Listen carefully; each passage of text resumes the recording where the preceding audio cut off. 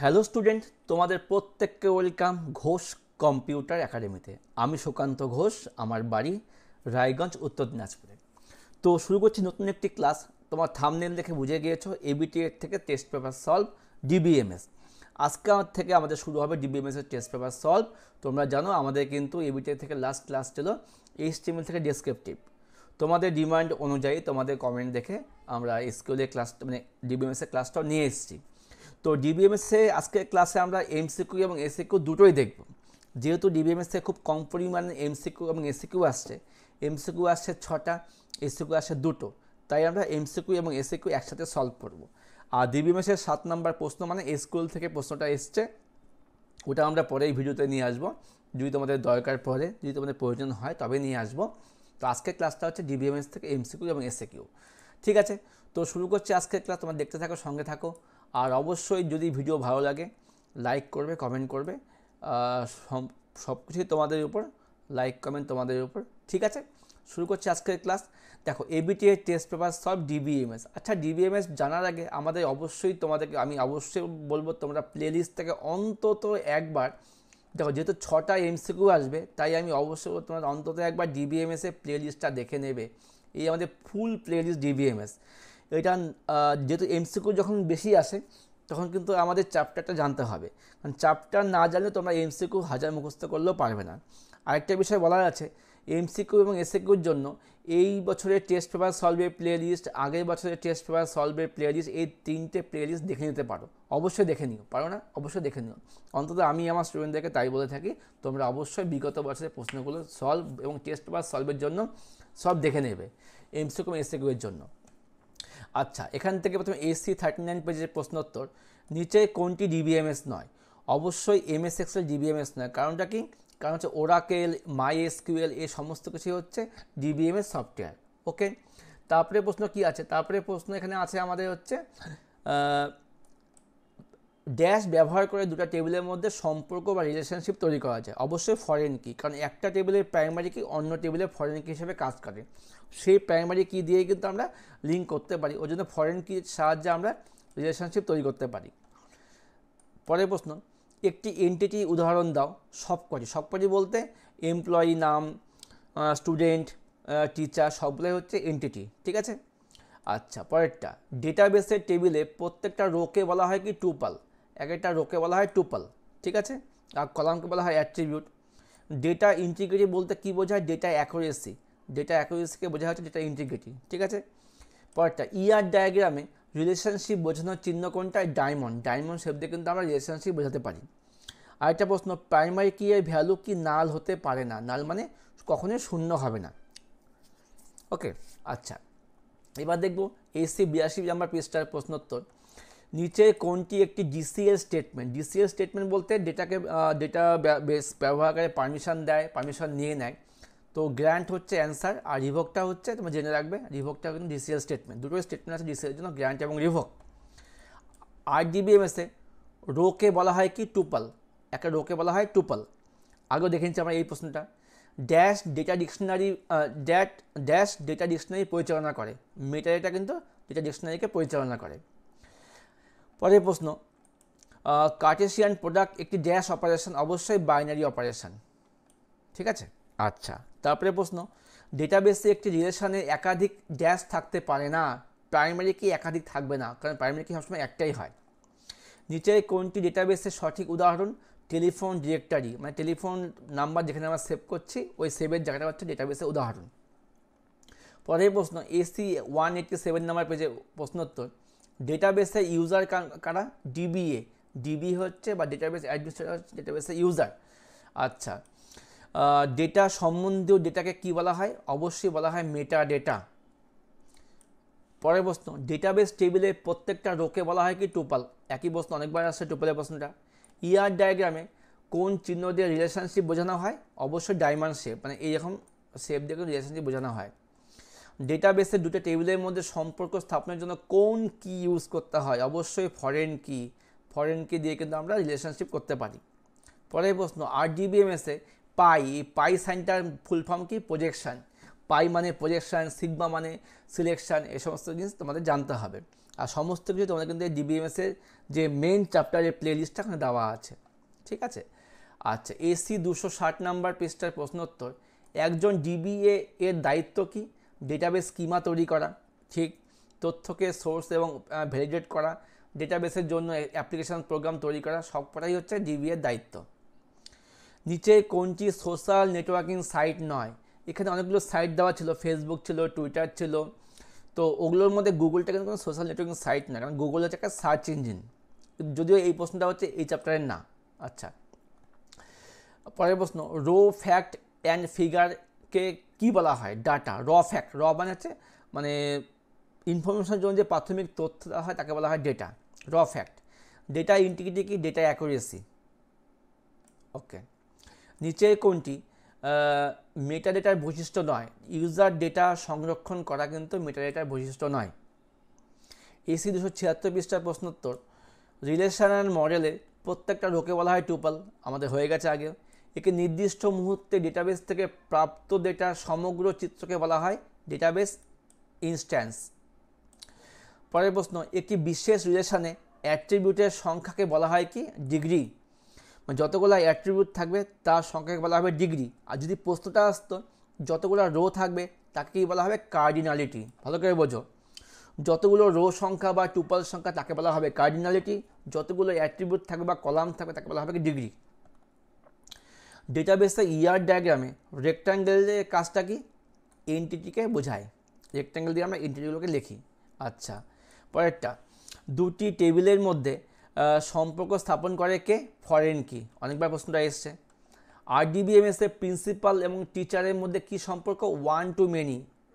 আচ্ছা, এই প্রশ্নটা হচ্ছে ওয়ান টু মেনিও হবে, আবার ওয়ান টু ওয়ানও হবে, ওয়ান টু ওয়ানও হবে। কেন ওয়ান টু ওয়ান হয় বলছি আমি, যদি প্রশ্ন করে প্রিন্সিপাল মানে প্রিন্সিপাল না এই টিচার না সরি এটা ওয়ান টু মেনি হবে, কোনো ভুল নেই। যদি প্রশ্নটা তো প্রিন্সিপাল এবং স্কুল তবে হয়তো ওয়ান টু ওয়ান, এটা ওয়ান টু মেনি হবে, কারণ টিচার অনেকে থাকতে পারে, তো প্রিন্সিপাল হচ্ছে একাই হবে, একের সাথে অনেকগুলো টিচারের সম্পর্ক, এটা ওয়ান টু মেনি। আচ্ছা, নিচের কোনটি ডিডিএল কমান্ড নয়? ইনসার্ট ডিডিএল কমান্ড নয়, কারণ কি? ডিডিএল কমান্ড কোনগুলো? ক্রিয়েট, অল্টার, ড্রপ, রিনেম, এ সমস্ত কিছু হচ্ছে ডিডিএল কমান্ড। তো স্টুডেন্ট, তোমরা এতক্ষণ যা দেখছো, যদি এইটুকু ভালো লেগে থাকে অবশ্যই একটা করে লাইক করে দিও, আর অন্তত দুবার লাইক করে দিও না, একবারই লাইক করে দিও। আচ্ছা, ডাটা ইন্টিগ্রিটি বলতে কি বোঝায়? ডেটা অ্যাকুরেসিকে বোঝায় হচ্ছে ডাটা ইন্টিগ্রিটি। আচ্ছা, একটি বিশেষ রিলেশনে অ্যাট্রিবিউটের সংখ্যাকে বলা হয় কি? ডিগ্রি। যতগুলো অ্যাট্রিবিউট থাকে তাকে বলা হবে ডিগ্রি। নিচে কোনটি মেটা ডেটার বৈশিষ্ট্য নয়? ইউজার ডেটা সংরক্ষণ করা কিন্তু মেটা ডেটার বৈশিষ্ট্য নয়, এটা আমাদের আগে একবার হয়ে গেছে। রিলেশনাল অ্যালজেব্রাতে প্রজেকশন অপারেশনকে চিহ্নিত করে কে? পাই। এই পাই দিয়ে কিন্তু প্রজেকশনকে চিহ্নিত করা হয়। ক্যান্ডিডেট কি এর সাথে কোন কি এর সাদৃশ্য লক্ষ্য করা যায়? Super key. সুপার কির সঙ্গে ক্যান্ডিডেট কি মিল আছে। এসি 380 পৃষ্ঠা। ডেটাবেস আর্কিটেকচারে কতগুলো লেয়ার থাকে? 3টা, 1 টায়ার, 2 টায়ার, 3 টায়ার। ইআর মডেলে অ্যাট্রিবিউটের জন্য কোন চিহ্ন ব্যবহার করতে হয়? অবশ্যই ওভাল চিহ্ন। আচ্ছা, আর বক্স দিয়ে করতে হয় এন্টিটি। 50টা রো এবং 10টা কলাম বিশিষ্ট টেবিলের কার্ডিনালিটি কত? কার্ডিনালিটি আমরা বলতে বুঝি রো সংখ্যা, তাই এখানে অ্যান্সারটা হবে 50টা।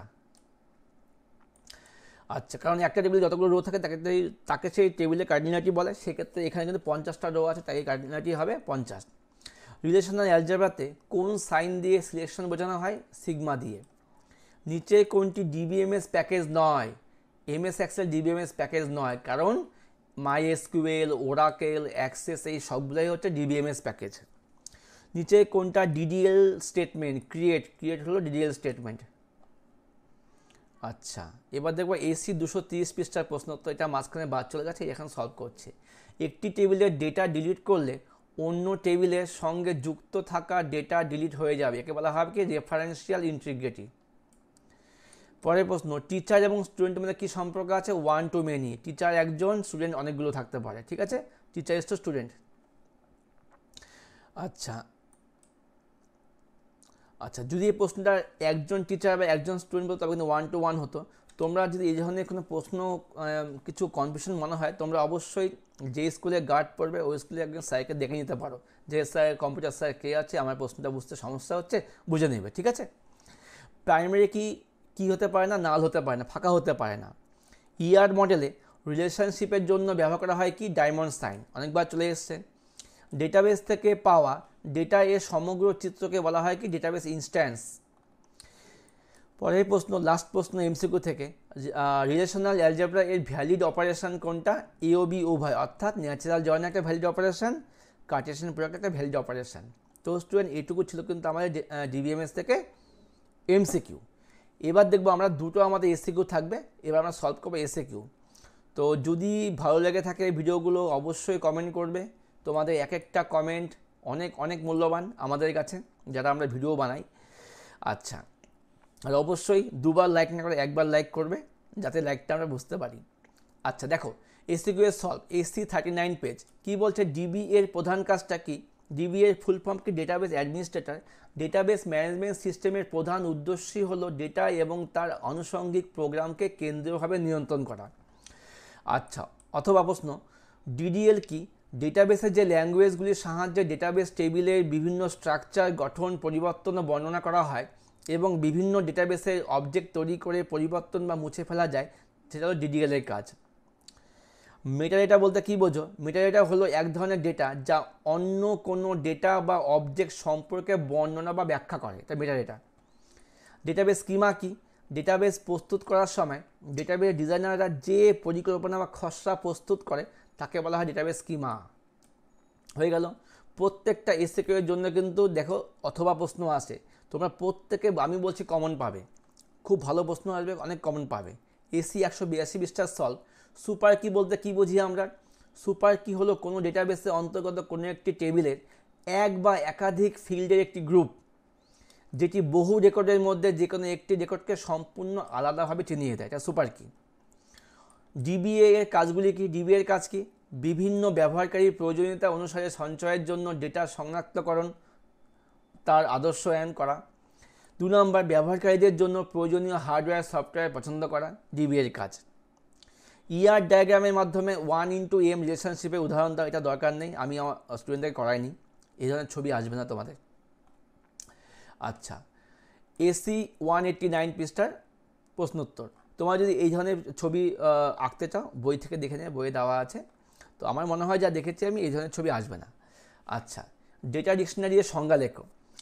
ডেটা ডিকশনারি হলো ডিবিএমএসের একটি বিশেষ ফাইল বা অভিধান, যেখানে সমস্ত ফাইলগুলির তালিকা, ফিল্ডের নাম ও ধরন, রেকর্ড সংখ্যা ইত্যাদি বইয়ের সূচিপত্রের ন্যায় জমা থাকে, যাতে প্রয়োজন অনুসারে সেখান থেকে আমরা ডেটাগুলোকে খুঁজে বের করতে পারি, যেমন ডেটা ডিকশনারি।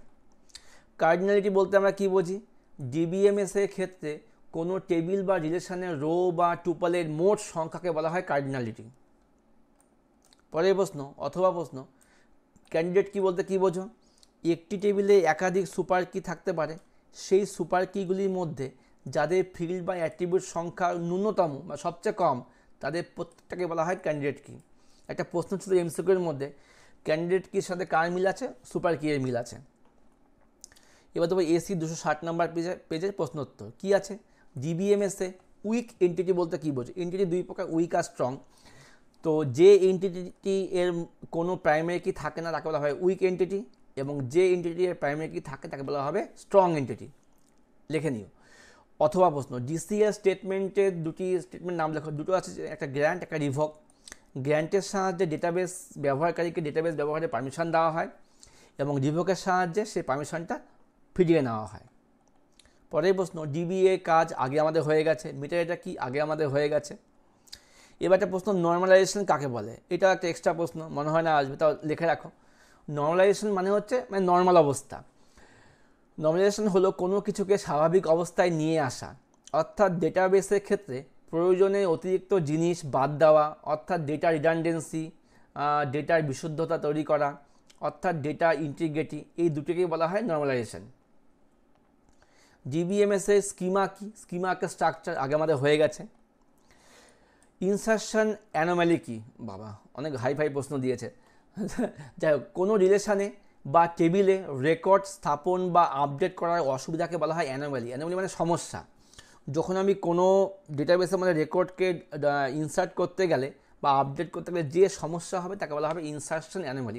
ইনসার্ট মানে ঢোকানো, সেই ঢোকাতে গিয়ে যে সমস্যাটা হচ্ছে ডেটাবেসের মধ্যে, এটা ইনসার্শন অ্যানোমালি।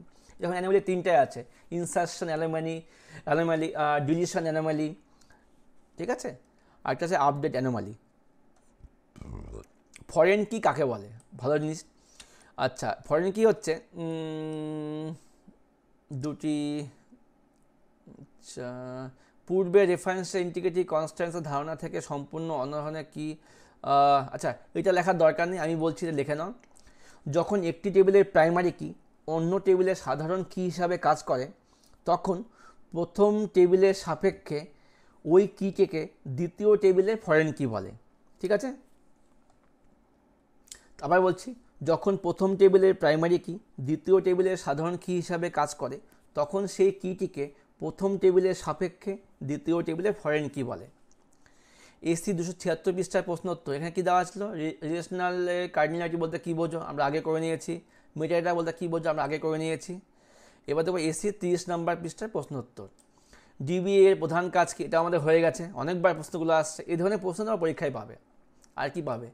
ডেটাবেসের ইআর মডেল কি? আচ্ছা, ইআর মডেলের ফুল ফর্ম কি? Entity relationship model. এমন একটি মডেল যা ডেটার সম্পর্কে উপস্থাপন এবং ডিজাইনের জন্য ব্যবহার করা হয়। ঠিক আছে।